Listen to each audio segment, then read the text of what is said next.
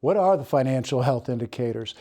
Think of it as a fiscal physical for your local government, or your city, your county. It's a set of 17 metrics that are taken directly out of their financial statements, ratios, and the relationships between different numbers that help us understand whether your town is on the way up, on the way down, kind of on an even keel, whether there might be trouble on the horizon. What do these indicators measure? They measure a variety of things. They measure depreciation. They look at how much money you have year over year. It looks at declining balances, how much money you have that's uncommitted, and a variety of things like that that we have found accurately predict whether there's trouble on the horizon. It's going to be a shorthand for the fiscal officers.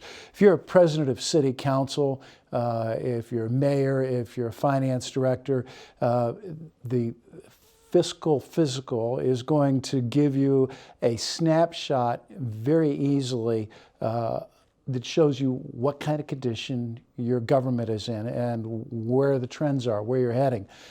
You can do this on your own, out of your own financial statements, but what we've found is, A, this is quicker. You don't have to spend hours analyzing it because we've automated this and put it together for you. And secondly, these are demonstrably, provably, the indicators that matter. Not all numbers are created equal. These are the important ones. I wanted something that would allow us to look into the future. When you're going down the freeway at 70 miles an hour and you see your exit up there, if it's a mile away, it's a piece of cake. You tap the brakes, you just move the steering wheel a little bit, and you're on the exit ramp. Everything's fine.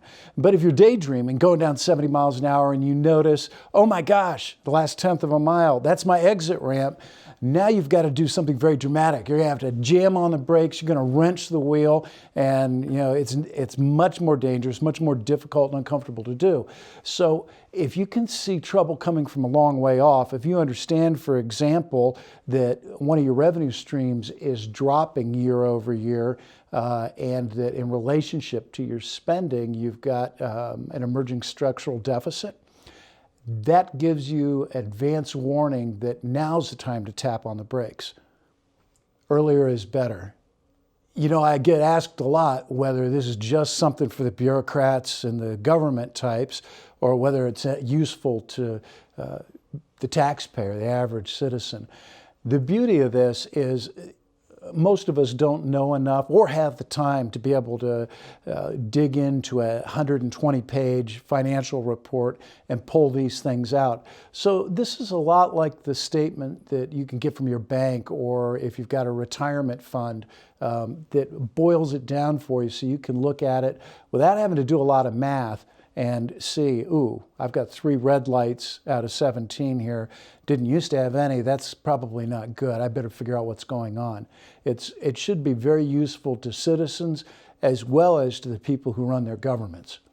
So what have I learned about our local government's health in this process?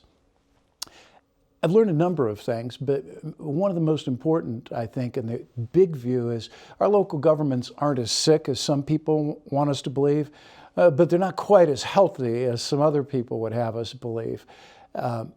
One very troubling sign is how we're putting off capital purchases, fixing the roof on City Hall, replacing a fire truck or the police cars. We're in an economic recovery, granted not a great one, but at this point, we ought to be seeing local governments taking care of those deferred expenses.